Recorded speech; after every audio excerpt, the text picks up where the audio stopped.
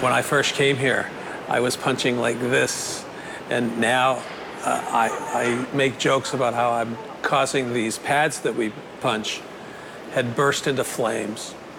Yeah, that's how it didn't really burst into flames, obviously, but a little smoke maybe. 5, 6, 4, 3. Rob Ross was diagnosed with Parkinson's disease and immediately thought the worst. I thought it was something like cancer and that it was something that was going to kill me in the next, day or so. But now, Rob comes to the YMCA here in Towson twice a week to take his rock-steady boxing class, and he loves it.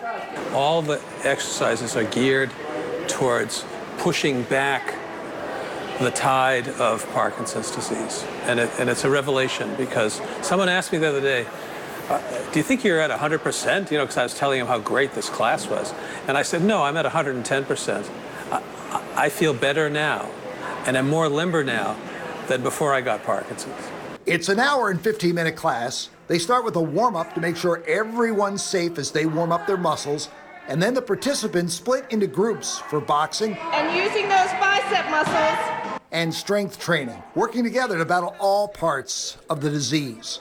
I think the biggest misconception when it comes to Parkinson's disease is that it is purely a motor or movement problem. Parkinson's disease, unfortunately, is much more than that. It involves the higher cognitive functions like planning, multitasking. Very often it involves anxiety and depression, which often can come to dominate and be more of a limitation to a patient's quality of life than the actual movement problems. As a huge supporter of rock-steady boxing, he has now recommended it to all of his Parkinson's patients. If I had to estimate, I probably have at least 40 patients of mine enrolled in different rock-steady boxing classes, depending on where they live.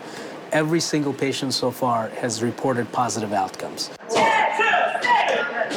Julie Lincoln instructs the class and has seen firsthand just how this class has benefited those with Parkinson's. They do. I mean, they come sometimes reluctantly, but after a couple of classes, they really see the benefits, and it really does happen that quickly. It's not months and months of investment to get return.